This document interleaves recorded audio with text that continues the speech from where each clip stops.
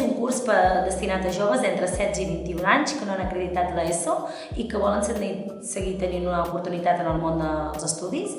Llavors nosaltres oferim això, un curs que dura un any acadèmic i que són 1.000 hores de formació, i llavors hi ha una part de mòduls generals, amb assignatures tipus matemàtiques, comunicació, món laboral, tècniques d'orientació, etc. I llavors en aquest cas nosaltres, que som el PTT de vendes, oficina i atenció al públic, oferim uns mòduls professionals destinats més a comerç i màrqueting, atenció al client, comandes i vendes, ofimàtica, tècniques administratives, més específiques per anar en el món, diguéssim, del comerç, a l'oficina o bé en un magatzem.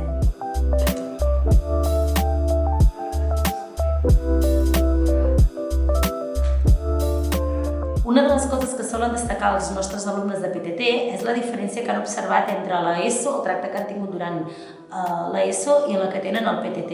Aquí tenim grups molt reduïts que ens permeten estar molt personalment per cada alumne, veure les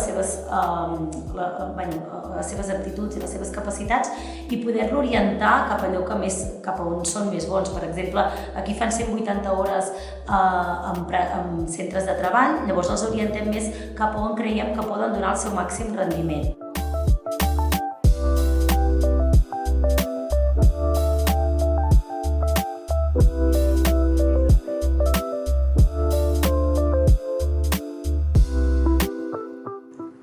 Perquè no vaig treure l'ESO, no la vaig treure, i tenia més ganes d'estudiar.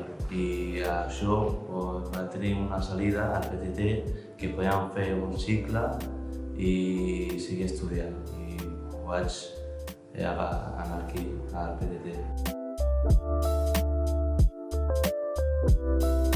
Sí, el que més ens ha agradat a nosaltres potser són els projectes, perquè estem més a la gent i posem més en pràctica les assignatures que hem après màrqueting, atenció al client, i després, no sé, és com un lloc que no és tan semblant a l'ESO, potser al tractar estan més amb tu, són més familiaritzats.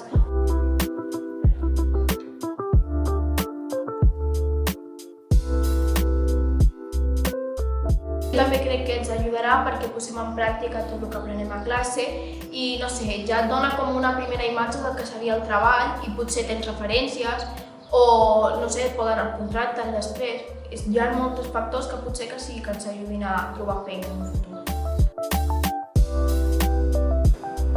Sí, perquè si vols seguir estudiant tens aquesta opció que pots anar a cicles o seguir treballant a l'escola d'adults.